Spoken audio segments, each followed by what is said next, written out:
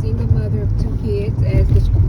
If you guys read the description, kind of give you a little information about my background, as far as what my story will entail, pretty much.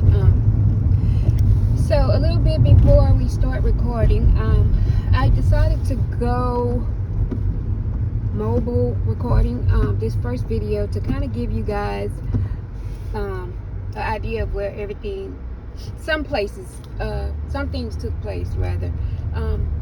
So a little bit before we get started, I am from Baton Rouge, Louisiana. Born and raised here, moved out of state to Houston after some life events.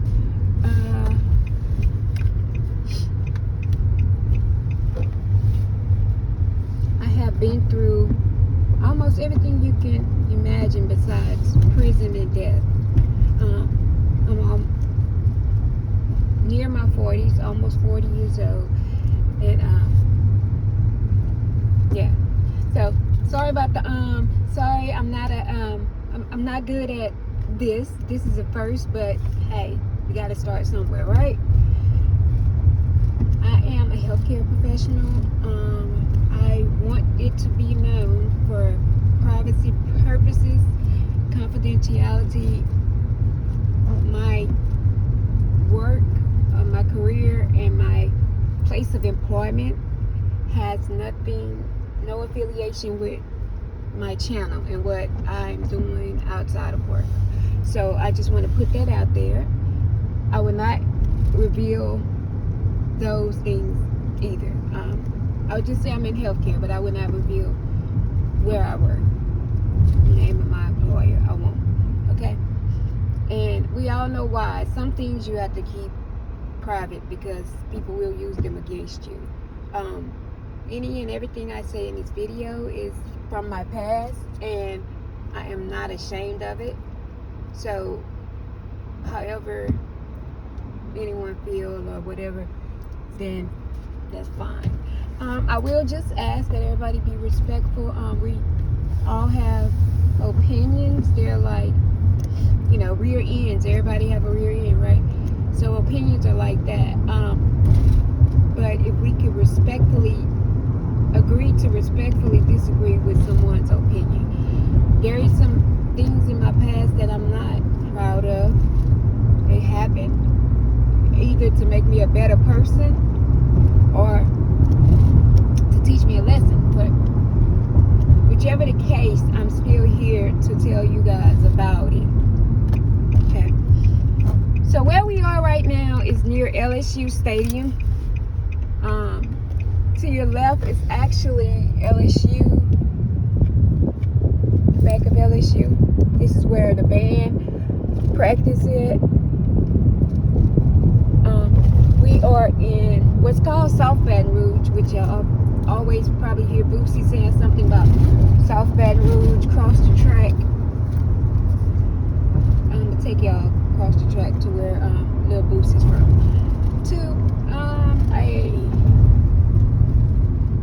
I'm a third of 8 kids. My mom had 8 kids, 5 boys and 3 girls. So I'm number 3 of 8, right?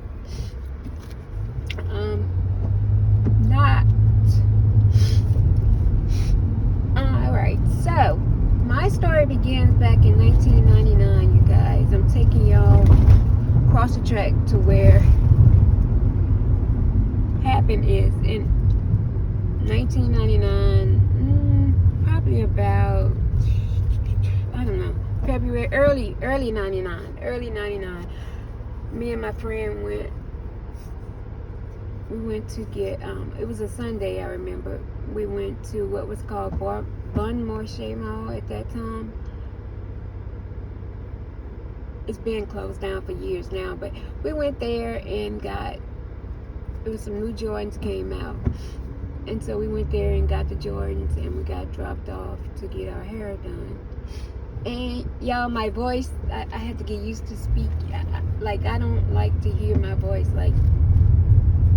recorded. So yeah, that's kind of like a one of my things. This is probably actually one of Boosie kids in front of me. Porsche. Cause like so this is cross the track. We're going across the track. CDT, SSB, Southside Bottom, CDT, cross the track. Where Boosie's from. Y'all might have seen this in some of his videos. I used to come down here on weekends to spend the night. My cousin lived, there was a house right here where my cousins lived at. And I think Boosie grandmother's house is torn down now.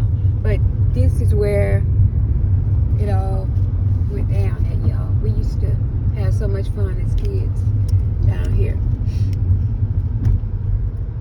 As everywhere else, y'all see, it's pretty much torn down now.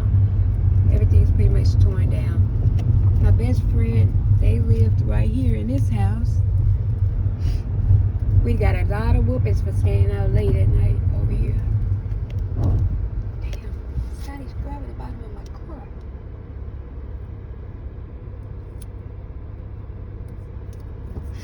This is the levee. This is the levee here. And where we going is to the projects. Project across the track. So yeah, we went to get our hair done over here. Someone did hair in the apartment back then. So we came over here and got our hair done. We got dropped off, but we left walking. These apartments have been redone since then too, since 99. But we got dropped off in these apartments here. And once we were done getting our hair done, we walked. We were like 15 at the time. Yeah, 15. Young. We were dressed alike. I remember it like yesterday. We had on like a Tommy Hilfiger pullover and some red tights and some Jordans. New Jordans that came out. So that is across the track. We went walking. We was walking back to where we lived, where I lived, which was called the Lake. And that's probably that's probably about an hour, maybe, walking, hour or so. I'll take y'all by LSU if y'all want to see LSU. It's probably about an hour walking. And you know, back then, you know, it was on, it was jumping, everything was jumping back then. So we decided we gonna walk. But they used to be calling it hot. The older people, girl, go sit your hot ass down, or yeah, I guess we were hot. So this is LSU.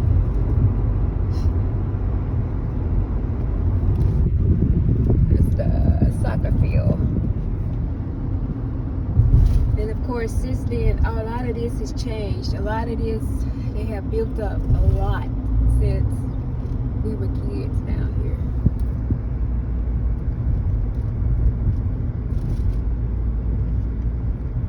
This is Death Valley. Right here, you can see that's LSU Stadium, Tiger Stadium.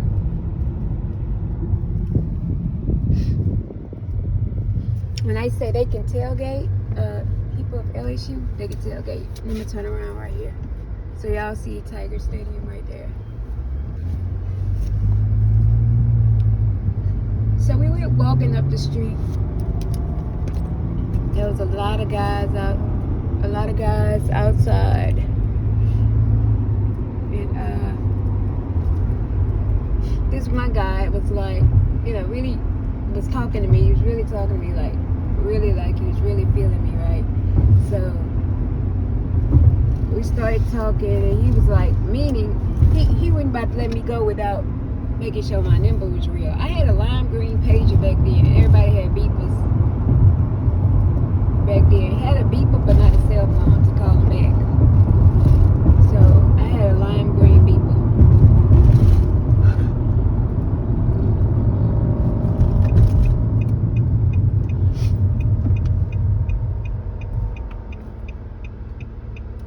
it's pretty much a lot of Hispanics down here now. Hispanic, black, majority. A lot of students now.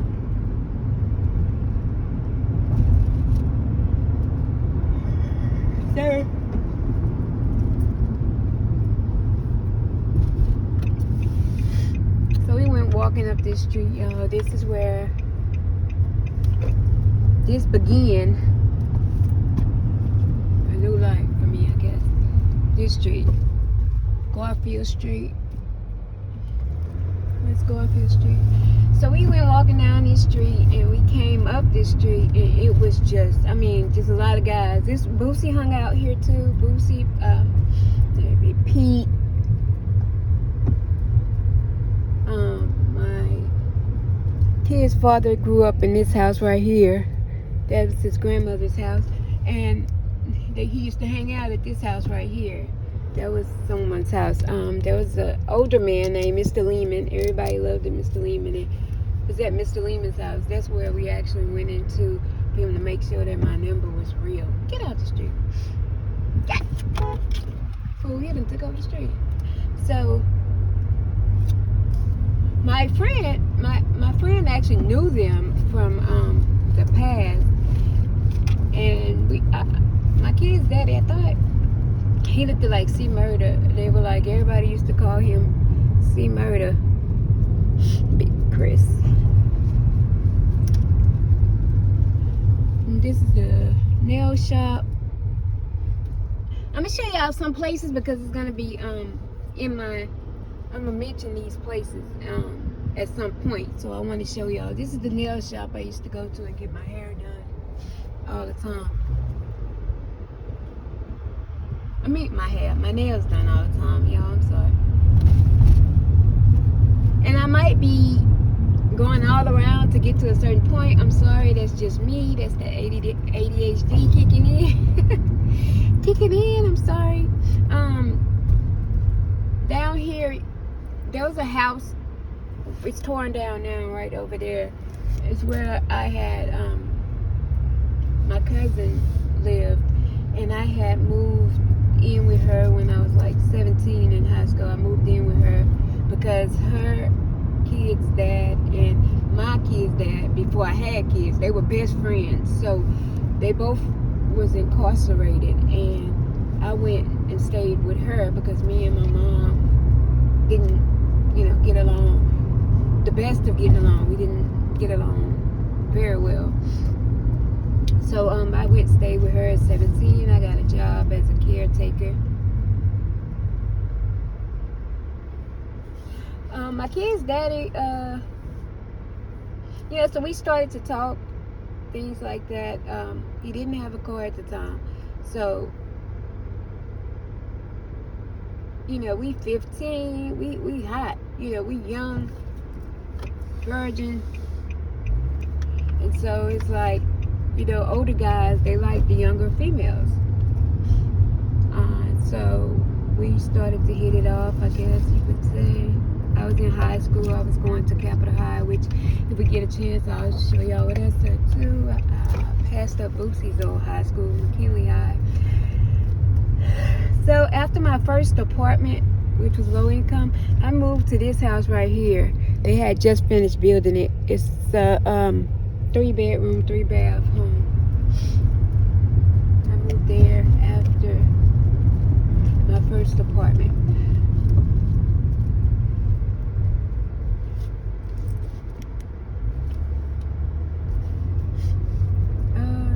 So we hit it off. He started to get people to come pick me up. I would leave. I would sneak out. I would sneak away from home, saying I was going to the store or somewhere, and sneak away, and they'll pick me up around the corner. I'll even change clothes once I get around the corner. Cause my mom was strict. My daddy I was kind of spoiled by my daddy. My mom said something, I went to my daddy, and they would always get into it about it. But I was like the only girl for a good while until my little sister came. My older sister and my brother lived with my grandmother in another area, which I eventually ended up going to stay with them too. But so when I'm taking y'all to where my first apartment was, a lot happened down here. Sonora Street, rest in peace, Sam, Decky Boy. Decky Boy was from, it was cool. I was coming home one night and Decky Boy was killed. I seen his body like laying right here in the street right here. And I was just, I want to say that's the first time I ever seen a body. And it was just really messed up because I knew him. He used to come to my apartment and talk to my cousin who lived with me for a while. But this was my first apartment. The first apartment right there. These are low-income apartments, Dwayne Street. That was my first apartment I lived in. When I was 18, I got the apartment. You couldn't tell me nothing. I was so excited. They're townhouses. I lived over here from 18, when I was 18, which was about, I had 2002, I moved over here. Moved out in about 08 to the house that I showed you guys around the corner.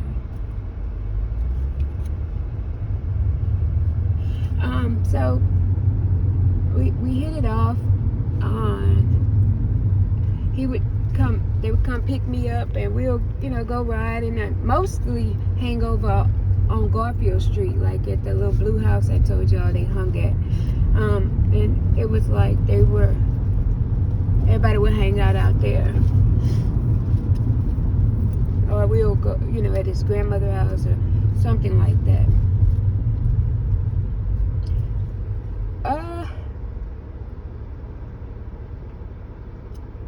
Fast forward to, gosh, so much happened since then, y'all. So fast forward to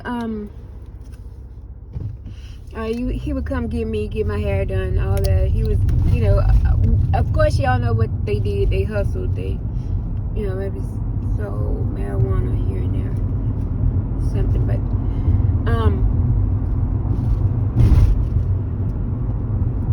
back then, you were excited, or when a guy gets your hair and nails done, it's like, that's the stuff. Like, you own, like, yeah, my boyfriend got my hair done. So yeah, that was that. Couple months went by. Eventually, I ended up introducing him to my parents. Introduced him to my parents, and they would let him spend the night. My parents, you guys, they would take anybody in, like give anybody a place to stay. Like they were those type of people. Party house, like every night, they're partying, drinking, stuff like that. So eventually, my kid's dad ended up moving in. But before he moved in, I'm gonna tell y'all how I found out how old he was. This is the Boulevard, you guys. This is where TBG from Top Boy Gorillas, the real G Money, rest in peace, Boulevard Quick. Yoshi just got time, 15 years. There was a poster or a painting somebody painted of Quick and G Money, the real G Money, right? Somebody is gone now. So this is the Boulevard where TBG was started out.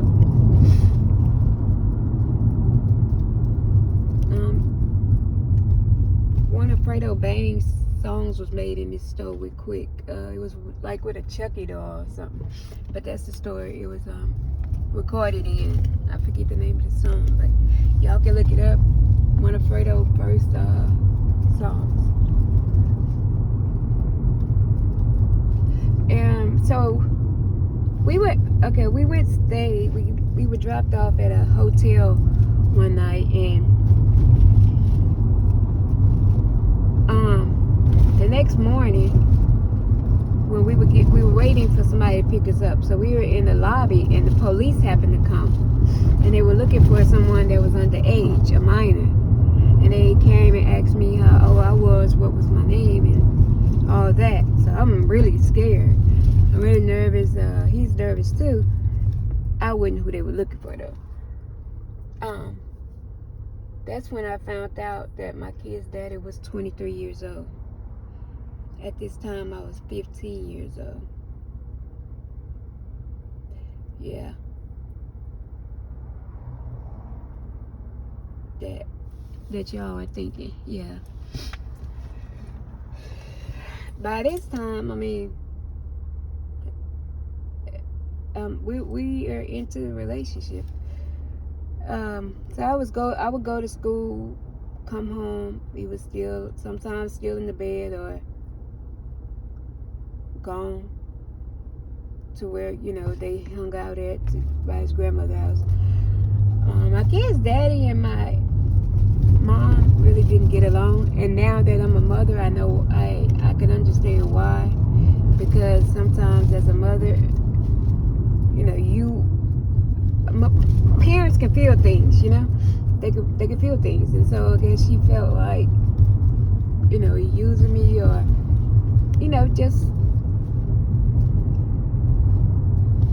she just didn't really care for him, I guess. So they would always get into it. I would always be in the middle, and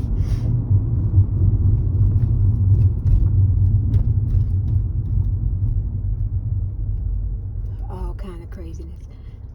I later found out that my kid's dad was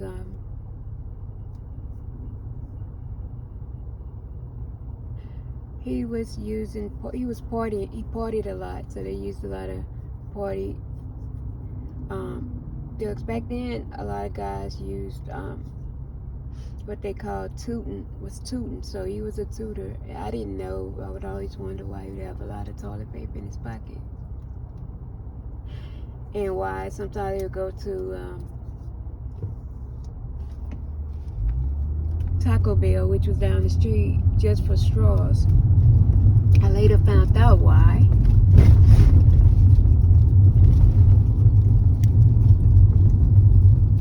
No, I've never tried any type of drugs.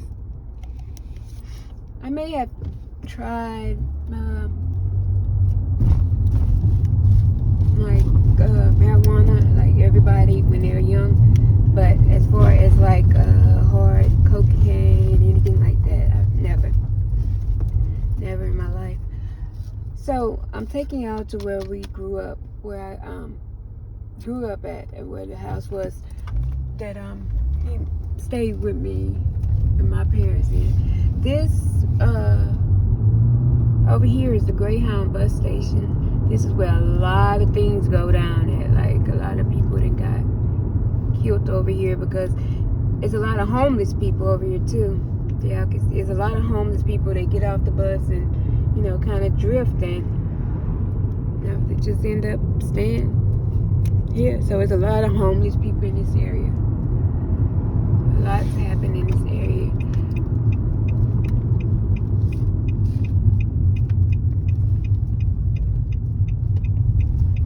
A lot of drug activity.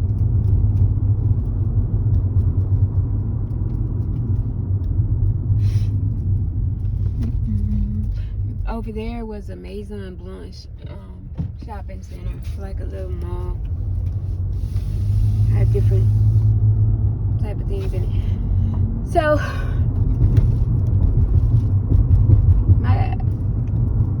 my kid's dad ended up getting locked up for about 2-3 months. Got out around August of 1999.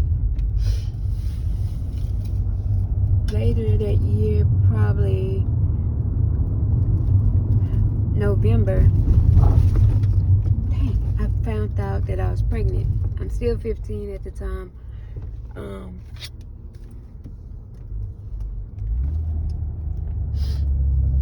Still 15 at the time.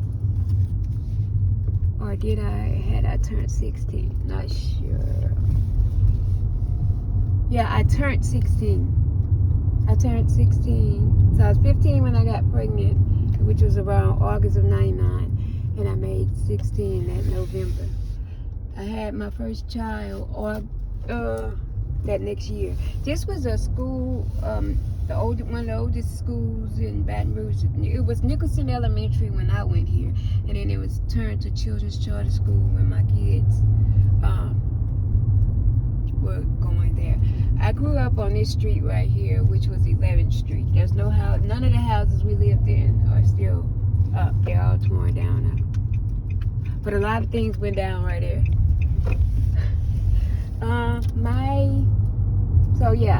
I ended up pregnant. I didn't tell my parents I was pregnant.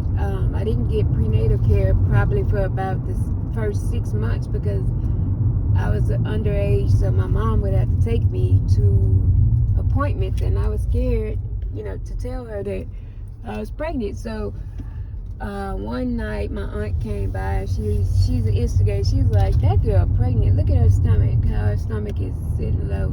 And it was a big old thing, a big ordeal that night. So my dad was like, "So that's what y'all been doing in my house?" And in a nutshell, you'll be like, you have a man sleeping with your daughter, so what did you think was going on? But then again, my daddy just didn't want to believe it because I was, like I said, I was spoiled by my daddy. So it really hurted me to hurt him by getting pregnant.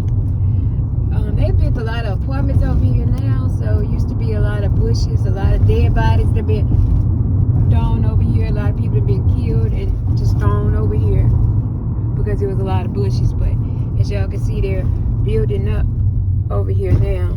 Nothing but houses and stuff like that.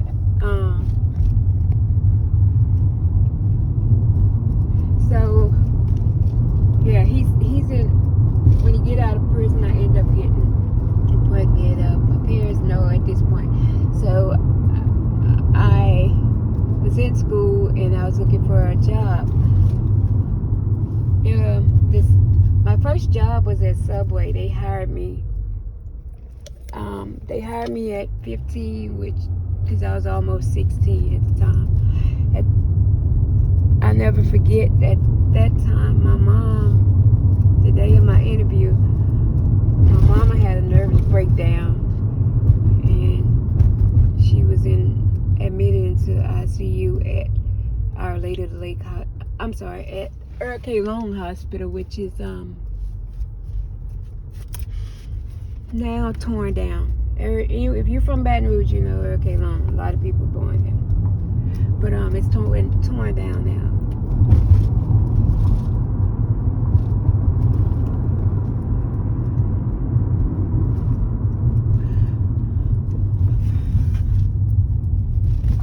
So I went to my job interview, got the job. So I'm working and going to school at this point. My 2000, my stomach, as my stomach started to get bigger, I was so embarrassed. Going to school with a big belly, couldn't wear my regular clothes, didn't really have clothes that fitted, so I ended up dropping out of high school. This was my high school here, Capitol High. This is Capitol High School. If y'all know Simone, the basketball player, she went here at the time I went here. Brandon Bass, some more people, but that's Capitol High. So I left right after my sophomore year, and I ended up going to a GED school, which they allow you to bring your child. They had like a little daycare, so you could bring your child to school. So now I'm 16 with a child, still going to school and working. So I would catch the city bus to work, get out of school, catch the bus to work, get off at night about 9-10 o'clock, catch the bus home, which was a good little jump. So when I get off the bus, I had to actually walk a good little way. Well, I showed y'all the Greyhound bus station. The bus terminal, the city bus terminal, it's over there. It's about 4 miles from Greyhound bus station. So I would have to walk from there to there late at night. As time went by,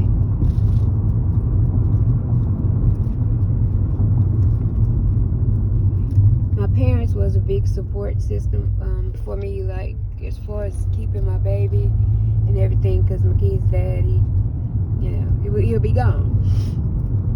So I had, they watched them. They watched her. Oh wow, they put stop signs there. But they watched her.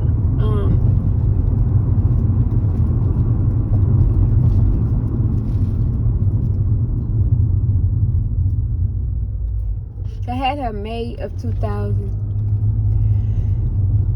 The next year, I made 17. No, 2000 I made 17. I'm sorry. 2000 I made 17 years old. And ended up pregnant again in 2001.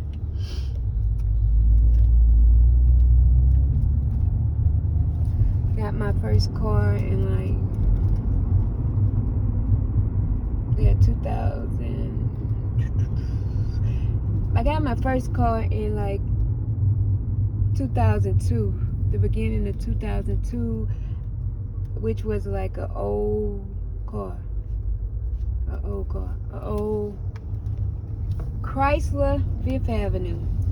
Now I was too young to have a car like that, but I had a car. So later on in 2002, that's when I got the apartment I showed you guys, the low income apartment, and started, I had my own place, my own car, and my kid's dad didn't work.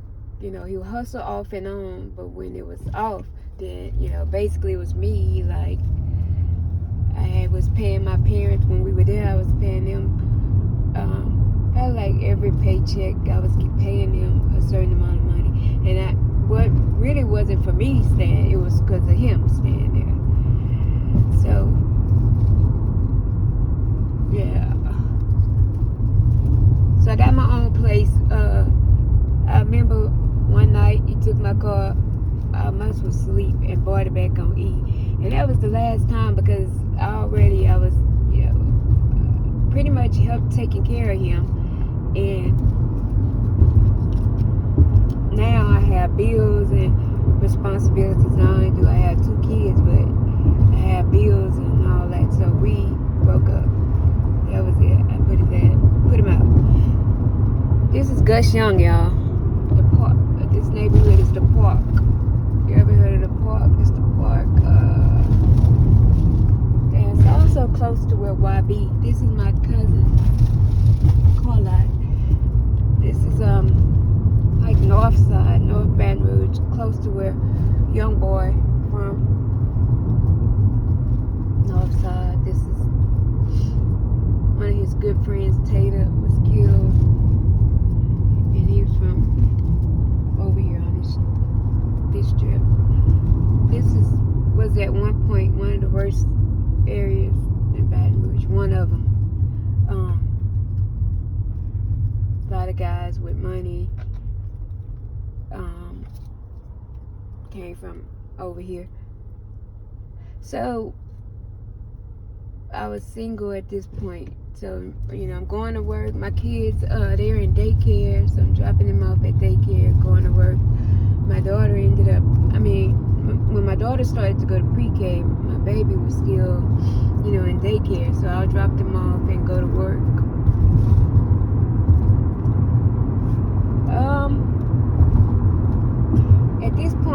At this time, it's like 2003, going on 2004 maybe, or something like that. Like 2000,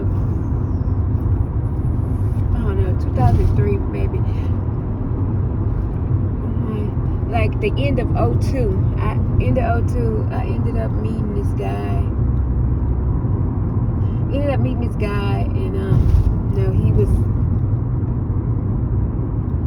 And he had a car, which was more than my baby daddy had. He had a job, which was more than he had. So I met him. We ended up talking, hitting it off, everything like that. And he ended up eventually, after a few months of us talking, he ended up moving in. He worked like doing, what do you call it, cable work, meaning when they're getting ready to build a new place, they go in and put the cables in the grounds, everything before the building began. He used to have, like, back then they had, the old schools was the thing, like a Cutlass Supreme, Chevy, box Chevys, things like that with rims and music. That was the thing back then. From the start, when I started to think about it, from the beginning of the relationship, less known to say the end of the relationship, which we stayed together like 2.5 years. He was unfaithful, messing with different girls. I got into it with different girls. He was abusive. So yeah, I sustained several black eyes and bust lip, bust nose. All of that. I was afraid of him. I was scared of it. Even though I had several brothers, I never really put my brothers in my business or my family, because I was still, if I'm still going to be with him, it didn't make sense to put my family in my business. So I never really told my family. And that's just me. That's just me, period. Like, I try to handle things on my own, because a lot of times you put people in certain things and somebody end up getting hurt, and it's on you. Just your family member get killed and you still with this person. So I never really put my family in my business, but I did sustain a lot of black eyes and bust lips, things like that. I to this day suffer with PTSD as a result of the domestic relationship. So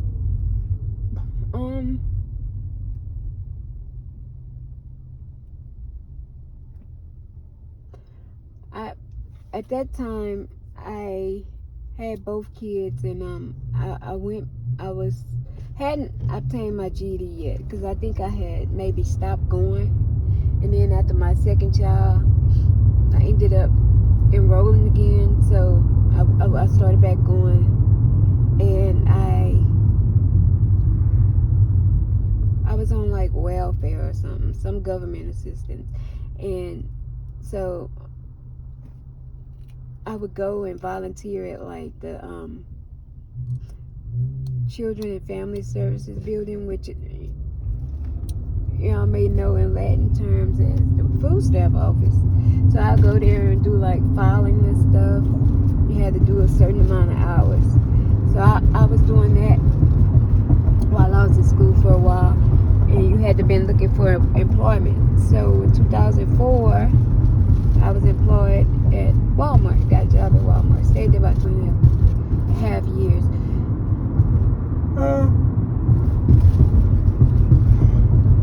I worked overnight.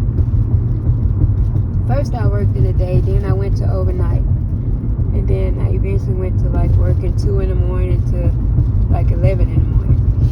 Well, one night he came in. One night I told him I was going, I don't know. I don't quite remember the situation. Anyway, well, one night I was getting ready for work and he was just coming in.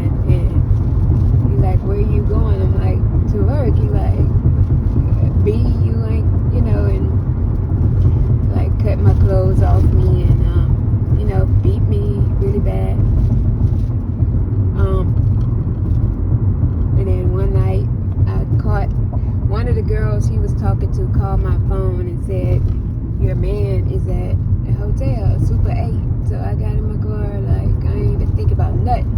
Head first, drop my kids at my mom's house and go in the office. Like,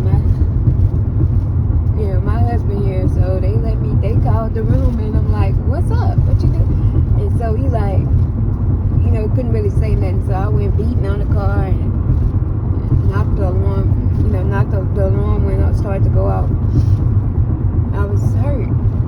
And by the time I picked my kids up on the way back from my mom's house and got home to the apartment, he came to the apartment. You guess right, I was beat again. Like, when I catch him in doing something wrong, he would beat me.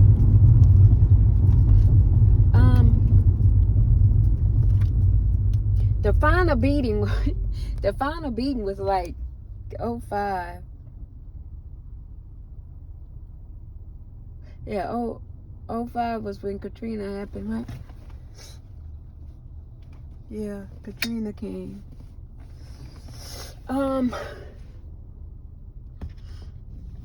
Like, this guy was so, I couldn't go nowhere, I couldn't do nothing. Like, if I go to a club and he happened to see me one time he happened to see my car at the club and he left a note in the window. I ain't see it till after the club. So I dropped my friend off after the club.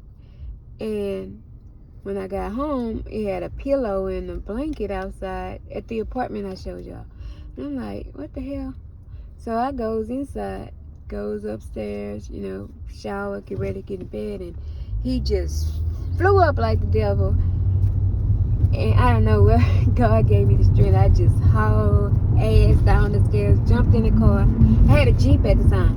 Jumped in the Jeep and locked the door. Like, he had to came outside, grabbed like the rearview mirror on the driver's side, like yanked it off. I was so scared, y'all. Like, I went to my parents' house. And so that last time I had told him, the last beating, I told him I was going to Mardi Gras, 04, the year before, 05, could have been 05, might have been 05, yeah, 05, it was 05, because Katrina hit in August of 05, so it was 05. It was Mardi Gras season of 05, which was before Katrina. This is like February. And I was going with my family, which was like Webby's sister. Webby's my cousin, my first cousin, y'all. We're two sisters. My grandmother and his grandmother are sisters. So I told him I was going to Mardi Gras with them, and he was like, B, you ain't going to no Mardi Gras, and all this and that. And so that morning I was getting ready for work, and got beat again. And he like, you ain't going to work. I'm like, I am going to work. You crazy. You don't take care of me. Like, I don't go to work. I take care of myself. Like, even though he had a job, y'all. He had a job, but it was like, when he get paid, it's always something came up, right? He do something to his car. So the routine was, he'll go get him something to smoke, get his car washed, go out. I would always end up buying clothes for like him. I really put myself last. Back then, I would get clothes for him and my kids. Like, every time I go in the store, it was something for my kids. And then I would get stuff for him too, which back then it was like, I think maybe Harlem Globetrotters, FUBU. I remember FUBU was out back then. And so he's like, I'm like, I'm going to work. You crazy. So I ended up going to work, and that was the last beating, because I didn't go back home for 2 weeks after that. I got off from work and I went to my mom and them house. He didn't know, because he would come in late, so he didn't know that I get off at 11 in the morning. He never knew that I wasn't there till late. When he came in, he called me like, where you at? And I'm like, at my mama's house. He like, B, you better get here. And I'm like, what? Like, no, I'm not. So he ended up coming over to my mom and them house, and Everybody was asleep because it was late, and I was going to New Orleans that morning. New Orleans parades, you gotta be out there early. So like we were getting ready, and we were going to New Orleans that morning. So he came over there and flat out my tires on my truck, and I'm like, okay, I'm calling the police. So eventually he ended up leaving. We went to New Orleans that day. So we ended up, I went talking to him for a while, and it was income tax time around this time too.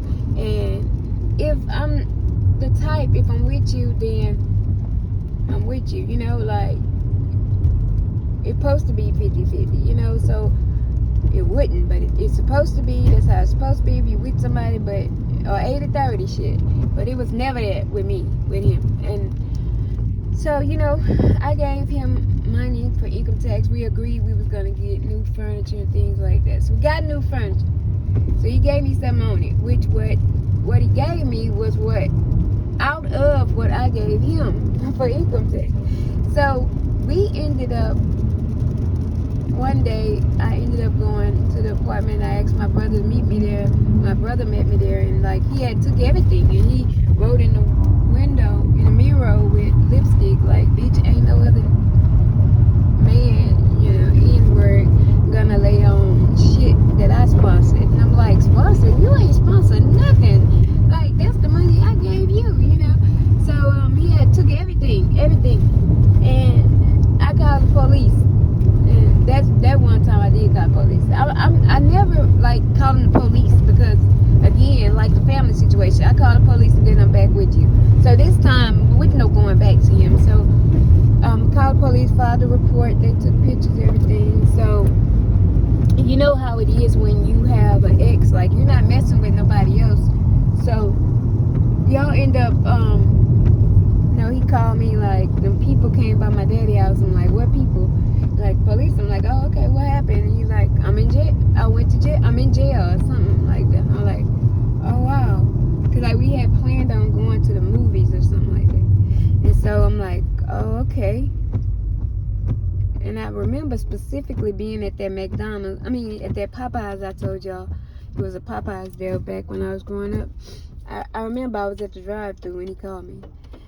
And so he ended up getting out. So we hooked up. Like, I went out to the club one night and left with him. Or followed him, something like that. And at this time, he had got him an apartment. So I stayed with him for the last time. That night was a long night. And that was it. I didn't talk to him no more. No more after that.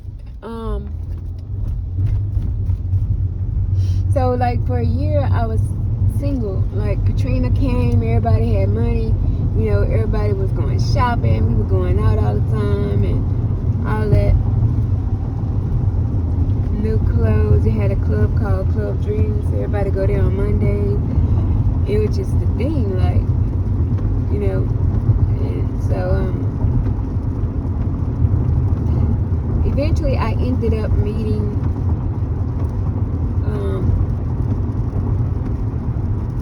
my ex. After him, I met this guy in the club, and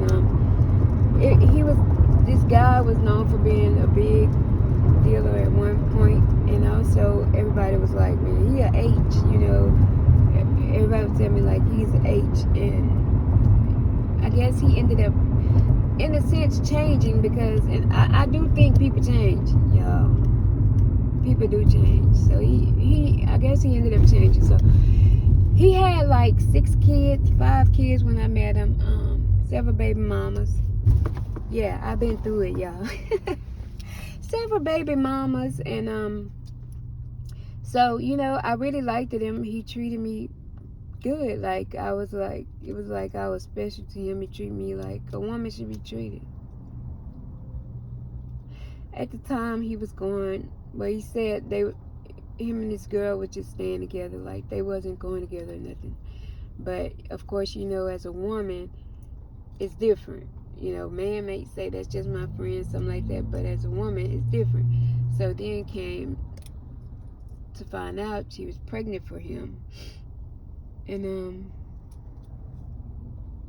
so there was an ordeal I had to deal with, of this woman. And she ended up having this son, which looked just like him. So by now he got about, if it was 5, he had 6 now. If it was 6, he had 7 now. So that's like 06 when I met him. So for the longest next couple of years, we got along good. Like we went on trips. The kids loved them. We went on trips. We did a lot of things together. I would do things for his kids. Because as a woman, to me as a woman, like outside people may look different, like from the outside looking in, like, oh, you taking care of that B children and you ain't taking care of your children, when in reality that's not the case. So as a woman, I always would be like pushing a man to do for his kids, despite whatever you and the mom have going on. Them still your kids. You need to, or either Christmas, birthdays, I'll get it, like, here, take this or something like that, because I'm a woman, and I know my kids' dad don't do anything for them, and I'll be less than a woman not to promote a man to do for his kids, So, yeah. So, some years went by. I ended up getting a job as a caretaker, and got a job as a caretaker, and so I used to have different clients. I worked for this company, so I had different clients. I'd go to the house, like disabled clients, and sit with them and things like that.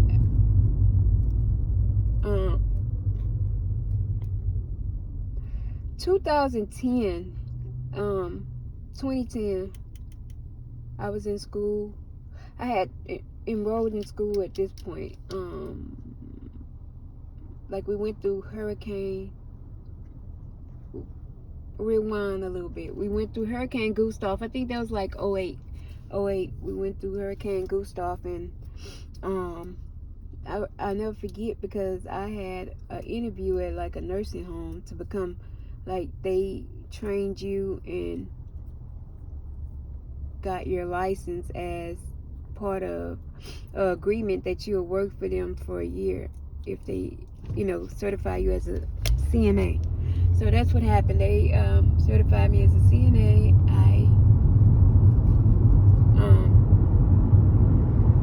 And they would like really they were really like full of enthusiasm, because for this lady to come out here during Gustav, during the hurricane, she really wanted this job. So I ended up working there. It was like a 12 hours. And then shortly after that, we moved to the house that I showed you guys, the 3-bedroom, 3-bath. We moved to that house once it was finally finished. So, yeah. So things, 09, that was like 08. 09, I ended up registering for school. And I got accepted into like nursing school, so I'm in nursing school at this point at night. So I had to find a job that I can work at in the morning, go to school at night. I started working at the hospital as a CNA. So I guess I broke the contract. So that place, that nursing home, ended up going on my credit report because I broke the contract. So I ended up working at the hospital during the day and going to school at night. By this time, my parents had moved to like where I said young boys from north side of Baton Rouge. They had moved over there. They were living over there. So my routine was I dropped my kids off at like 5 something in the morning. We had to be to work for like 6 at the hospital. get off like 3 something. And they would catch the bus from my mama's house. I'd get off from work, pick them up. Well, I'll get out from work and go, check on them and then go to school. Well, it was a lot of activity going on around my parents' house, so they couldn't, really watch them pay as much attention to them, shall I say. So I ended up taking them and putting them in daycare at night. So that way, I knew, they were being watched. They were doing their homework and everything. And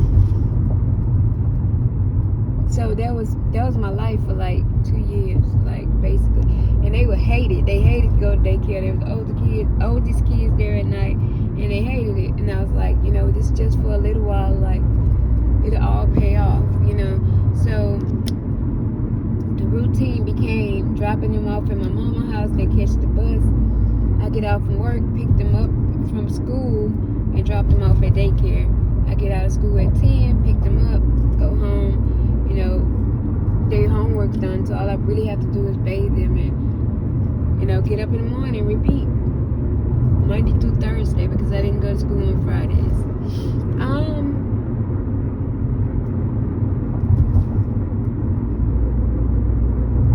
Fast forward, my mama ended up, 1 week, towards the end of school, she was like really sick for like a week.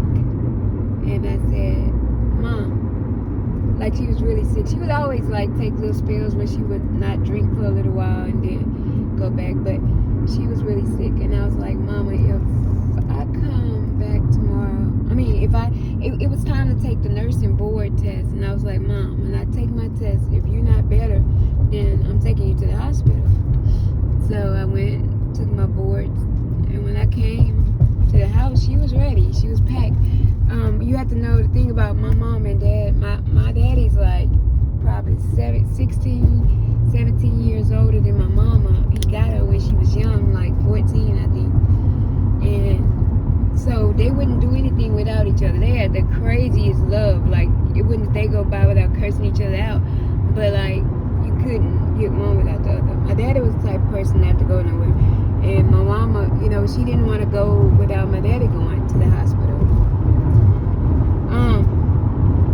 So she was ready. We went to the hospital. And she was anemic. So she was always losing blood. And she was always cold. They didn't know, what it was from. Why she's losing blood like this. So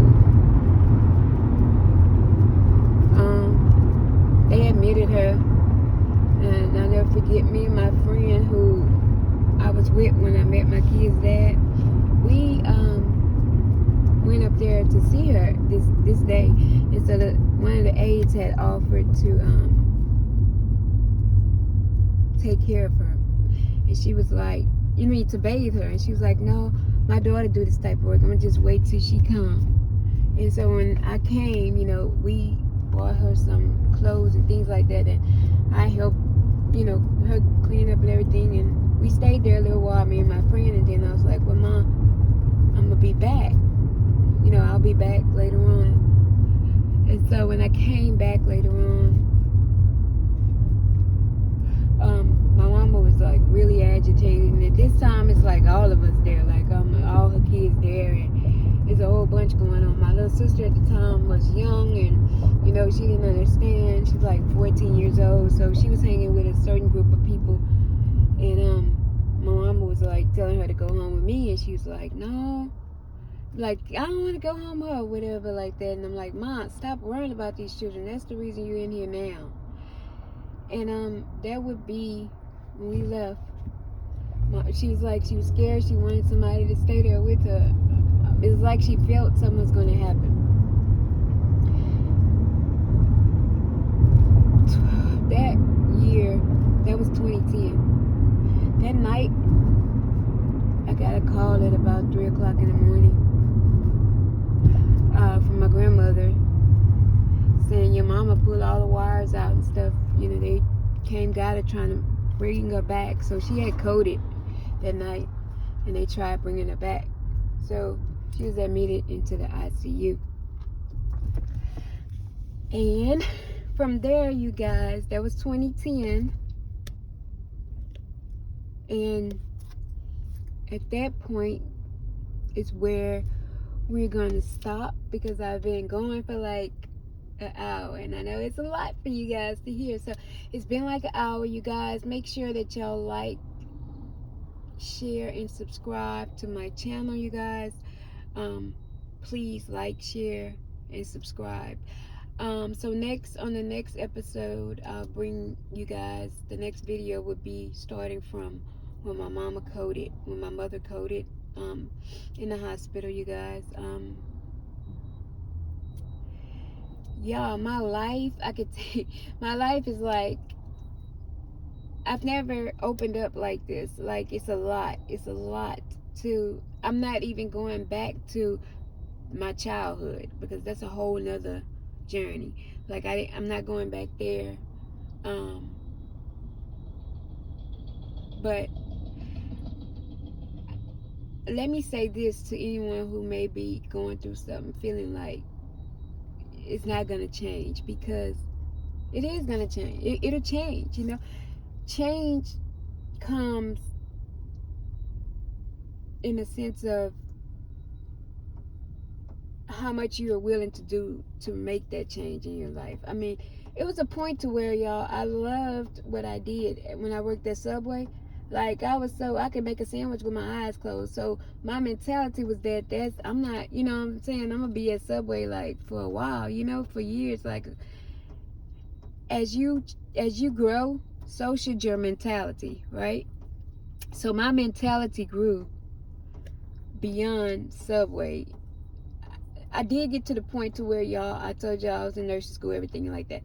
That was never in my plan. Never in my plan. Like, I overcame a lot of odds, a lot of obstacles that people may have thought. I've had 2 kids, so I'm not going to do nothing with my life. You know, that was it. I'm just stuck like those kids. And I felt that too. You know, that's what motivated me to go to school. Like, I have to keep up with the latest in, you know, education, technology, everything, because now I have kids and they're going to grow up and they're going to need my help. How can I help them if I don't know certain things, right? So that's the mentality I began to gain, right? Like, all this stuff going out, all that, I sacrificed, like, you know, to go to school, because this is a career at this point. I need a career and not just a job, because a job, I'm going to always be able, all they're going to do is replace me. You know, I wanted a career, something that I wanted to be that role model for my kids, to show my kids that despite wherever you come from, you can always be whatever you want to be in life, as long as you keep your eyes on the prize, you know. And having my kids young, y'all, I was very embarrassed. I was very ashamed. You know, it cut my teenage years, but it made me to the woman that I am today. You know, I would have never thought I'll be in a house. Like, I was renting a condo for like the last 5-6 years, and all of a sudden someone was put into my life, and I'll tell y'all how that went in the next story. But I am so much stronger now than back then, y'all. Like, I don't even think about my past like that to say I overcame so much, you know. And when I talk to people and I start to open up to them, they're like, wow, you know, like, wow. My job I work at now, I've been there 12 years, like 12 years. And when I first started, it's this older lady, and she would always say, you know, growth and things like that. A few years after I've been there, she was like, you've came a mighty long ways. I remember when you first started, like, you would, you know, you had the tattoos and things like that. And I mean, you have to, y'all, your characteristics, like, your character is tells a lot about you, like how people view you. No, you shouldn't. Sometimes in certain things, you don't care about what people say, but when it comes to professionalism and being, you know, in that way, people looking at you like your character, like somebody's gonna ask how is her character if they want to hire you, and they're like, well, you know, then you're not gonna get hired. So it just depends. Like, you have to be able to, I would say, me personally, I'm book and street smart. You know, I'm very educated, I'm very intelligent. um I come from, you know, a family to where it was dysfunctional, pretty much dysfunctional family. And I mean, we can't choose what family we are born into, but what we can choose is what we decide to do in life when we get to where we can decide to, you know, make those choices for ourselves. And so, yeah, I can do nothing but give all the praises and thanks to God, because without him there would have been no me. I wouldn't be where I am right now today, being able to tell you guys, you know, my story. So I know it's been a lot. I thank you guys for rocking with me, and I look forward to bringing you guys episode 2 of The Struggle of a Single Mother, raw and uncut. May God bless you guys, and you all have a great week. Bye bye.